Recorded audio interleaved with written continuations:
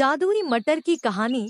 पालमपुर गांव में हरिया अपनी बीबी लता और 5 साल की बेटी जानवी के साथ रहता था। उसकी बेटी जानवी ज्यादा बीमार ही रहती थी।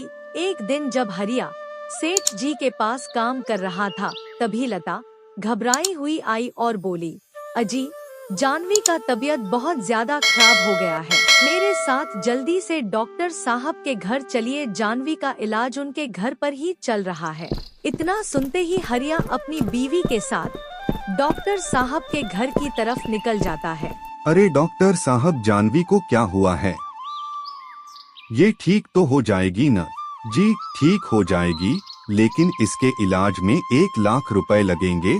आप फीस जमा कर दीजिए ताकि हम ऑपरेशन शुरू कर सकें। हरिया और लता काफी घबरा जाते हैं और आपस में बात करने लगते हैं। तभी लता बोलती है, अजी, आप सेठ जी के लिए इतना मेहनत करते हैं, क्यों न सेठ जी से ही पैसे मांग लीजिए।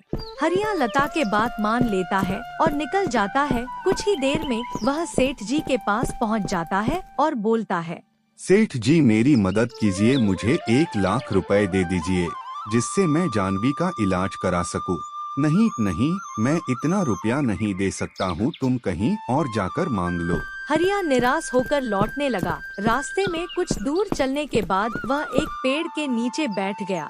तभी मटर के पौधे से आवाज आई, हरिया, तुम एक सच्चा इंसान हो, मैं तुम्हारी मदद करूंगी। मैं एक जादुई मटर का पौधा हूँ। अगर तुम मेरे फल को जानवी के पास रखोगे तो वह बिल्कुल ठीक हो जाएगी। हरिया जादुई मटर की बात मान लेता है और मटर को जानवी के पास रख देता है।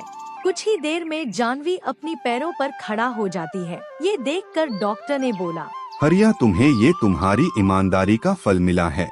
इस कहानी से हमें यह सीख मिलती है कि यदि हम अपने अच्छे कर्मों और उदारता से दूसरों की मदद करते हैं, तो हमें उसका फल अवश्य मिलता है।